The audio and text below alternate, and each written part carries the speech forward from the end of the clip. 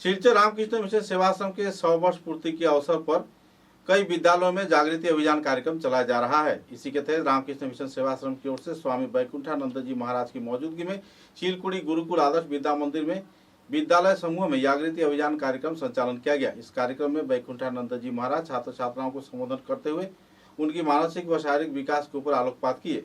इस दिन के इस कार्यक्रम में बेहतरीन फलाफल किए गए कुछ छात्र छात्राओं के प्रति पुरस्कार भी वितरण किया गया।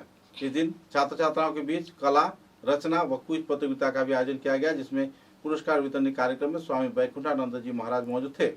इसके अलावा MBA विभाग के अध्यापक, असम विश्वविद्यालय के अध्यापक अमृत घोष, गुरुकुल आदर्श विद्या मंदिर के निदेशक रंजन सिंह तथा रामकृष्ण मिशन सेवाश्रम के भक्त व दूसरे वरिष्ठ कार्यकर्तागण, शिक्षक शिक्षिकागण भी मौजूद थे।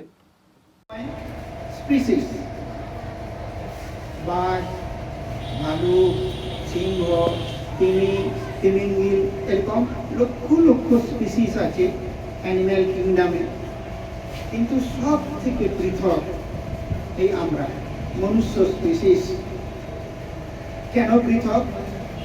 না অন্য কোনো অ্যানিম্যালের স্কুল নেই, কলেজ নেই, ইউনিভার্সিটি নেই, কেবল মানুষের আছে। এটা একটা বিস্ময়কর ব্যাপার না এই সৃষ্টিতে, এই পৃথিবীতে। তার কারণটি হলো যে আমাদের স্রষ্টা যিনি, সেই স্রষ্টা আমাদেরকে মন দিয়েছেন, বিবেক দিয়েছেন, বুদ্ধি দিয়েছেন, যেটা অন্য কোনো প্রাণী নেই। তারা ইনস্টিংক্টের দ্বারা চালিত হয়। এগুলো তোমরা ক্লাসরুমে শুনেছ।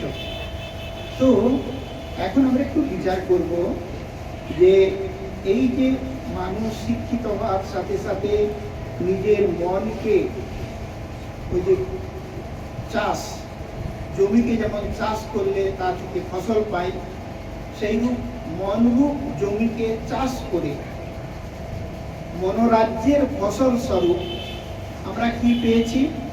না সভ্যতার আইটেমগুলো পেয়েছি। সেগুলো